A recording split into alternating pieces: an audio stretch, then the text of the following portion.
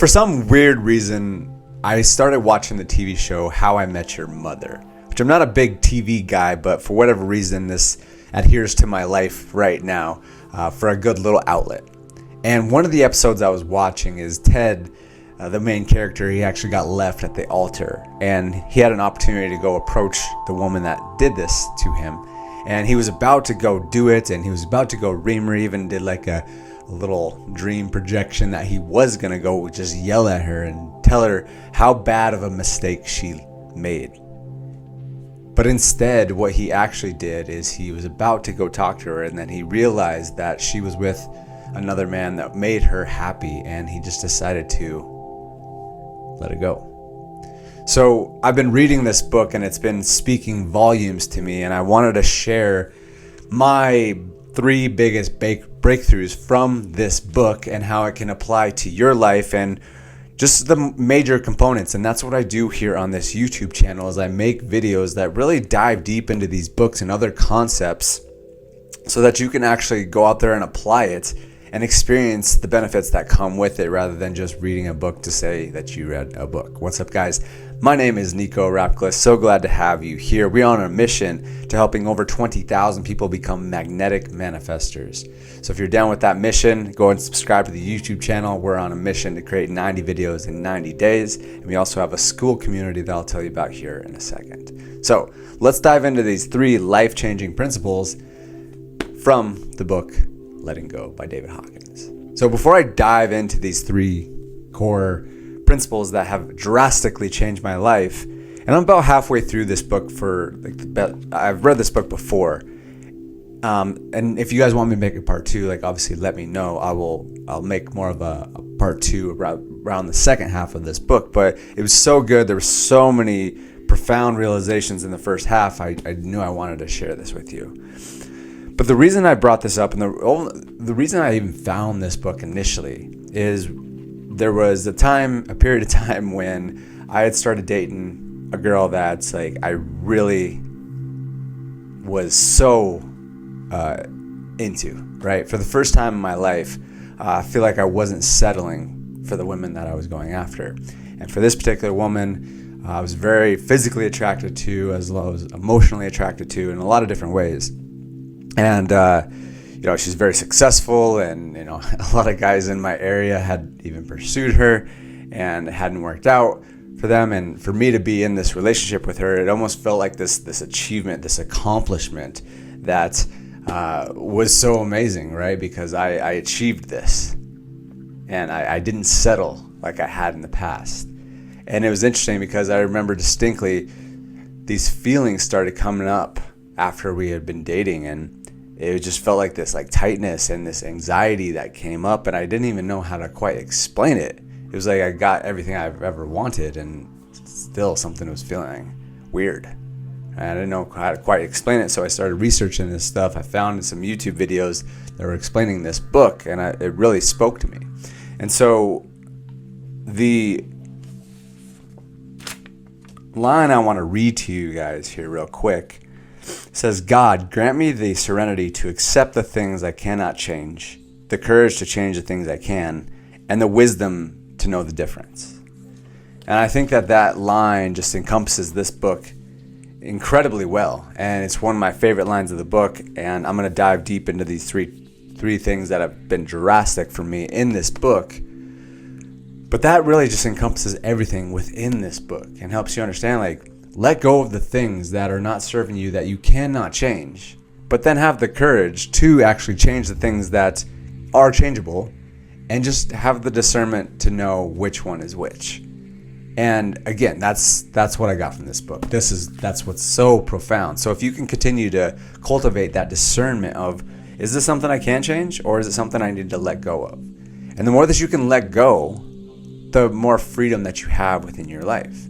Right? And I want you to think about it like this. Think about letting go as simply, these emotions, these pressures that arise, just like what I was experiencing with those pressures that were arising with the girl that I was dating. It's like almost like you're shaking up a can, right? A can of pop, and then all of a sudden, and it just explodes. And that's what letting go is. And the more that those emotions build up, and the more that they just you let them sit inside of you, eventually when you open that can, it's just absolutely going to explode.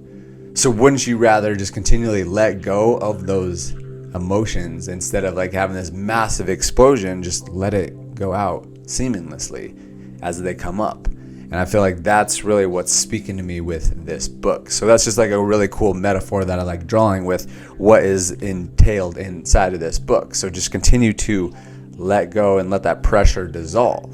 And so one of the biggest things, and this is really the core principle number one, that's really the basis of everything in this book, is the scale of consciousness, the Hawkins scale of consciousness, as it's often talked about. And we talk about this a lot on this YouTube channel, and it's really the basis of everything that I talk about, whether that's in our Skool Community, in our accelerator program, any of our back-end programs, or just any of the content. Is like there's this scale of consciousness, there's a scale of emotions, and down at the bottom is guilt, shame, fear. At the top is love, gratitude, servitude, enlightenment.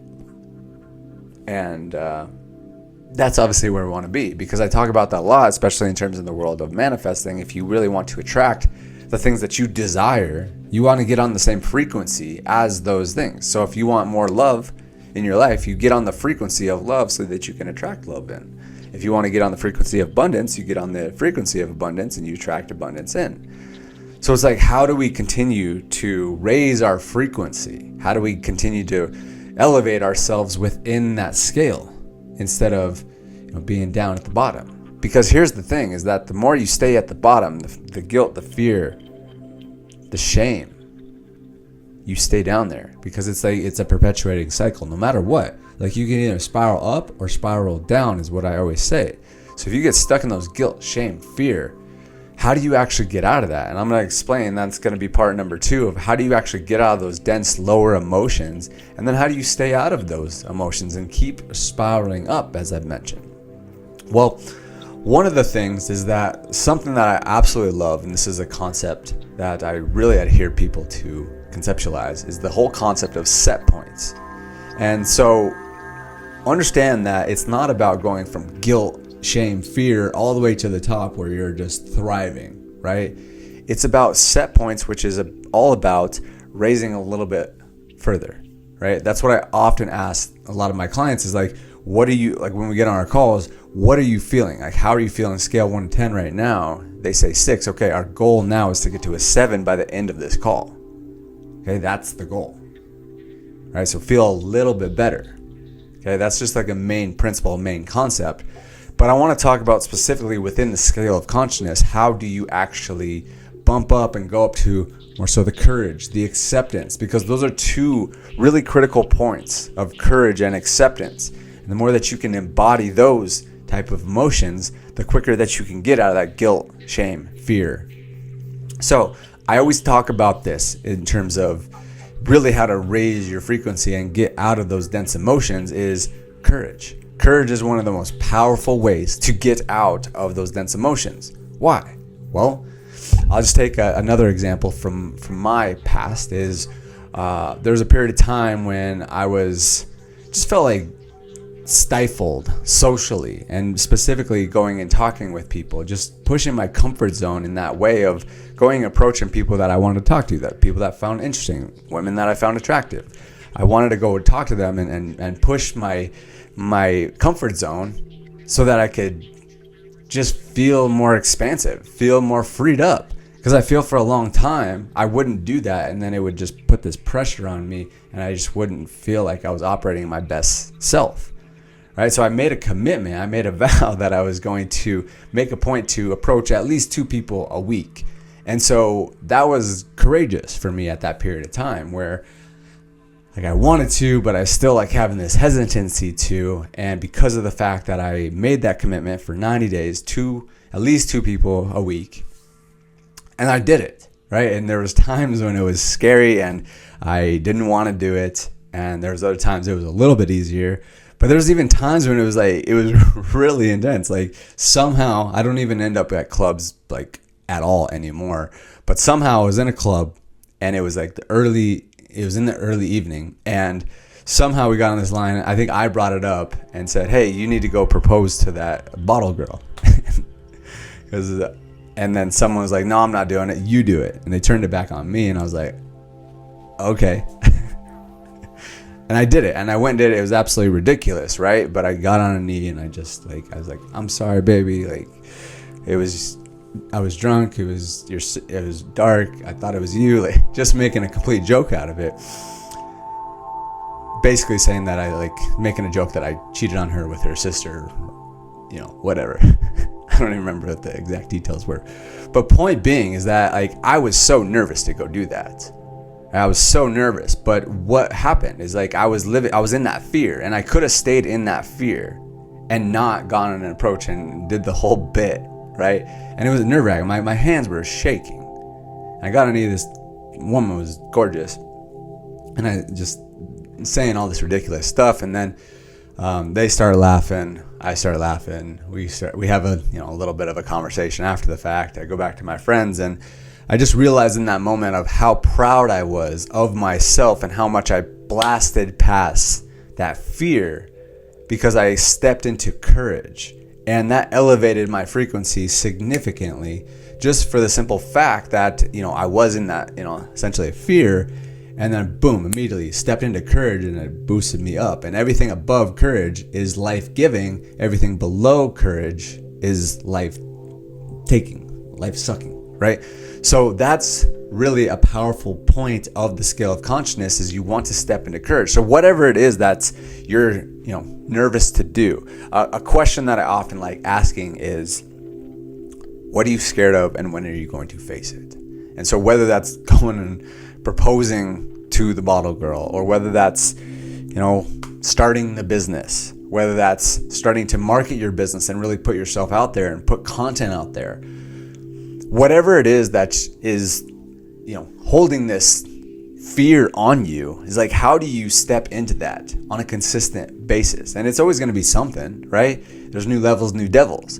So you identify what is that thing that you're scared of, and then ask yourself, when are you going to face it, and then put a plan together. And that's all what we do within our accelerator program.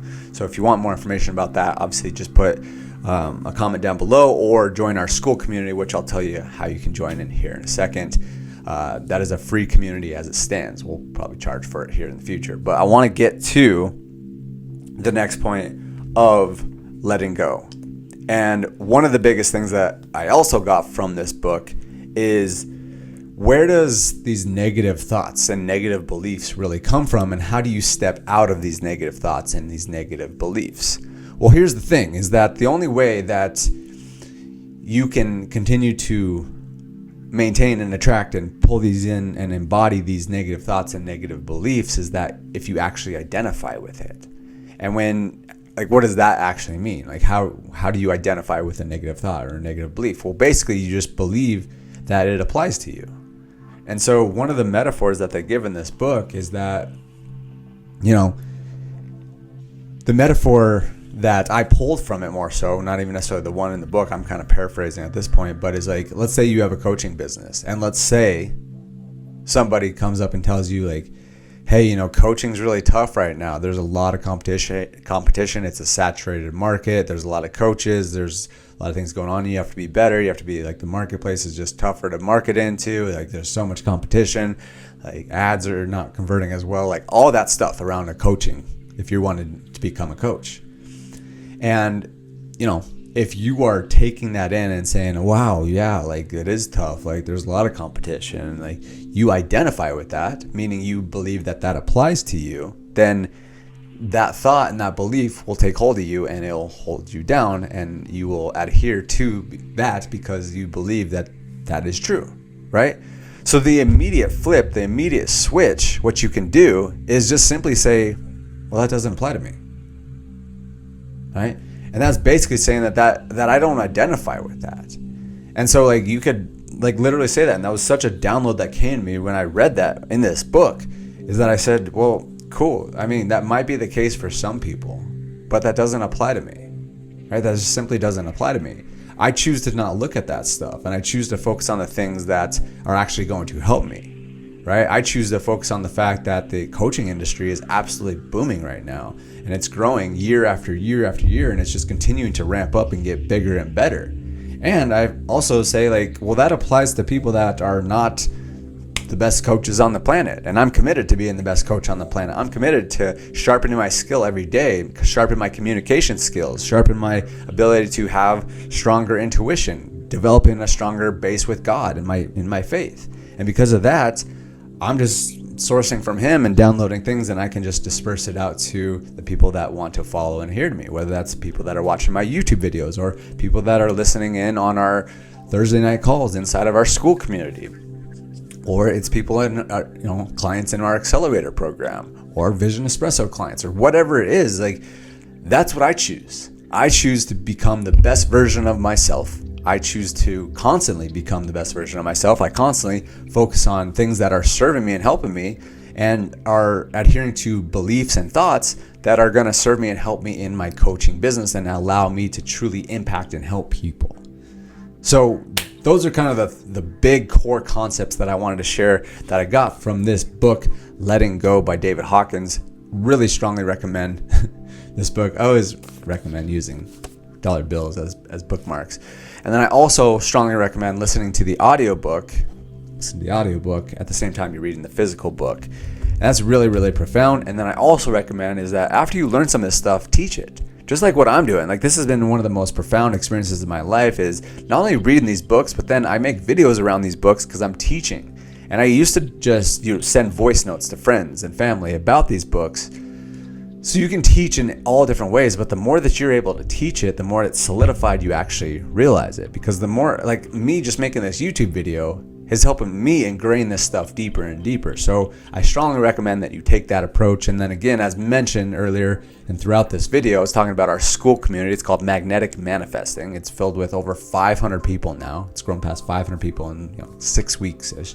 So it's really starting to grow. We do lives every single week. As mentioned, it's going to be a paid group soon, but right now it is still free. So if you'd like to join that, make sure to do so. There, if you check the first pinned comment, there should be a link down below. And then I also strongly recommend that you check out this book, where we talk in depth on how you can become a magnetic manifester. You can learn about our Vision Espresso, which is a really powerful tool to help you really step into that next version of yourself and let go of that version that you don't want to be.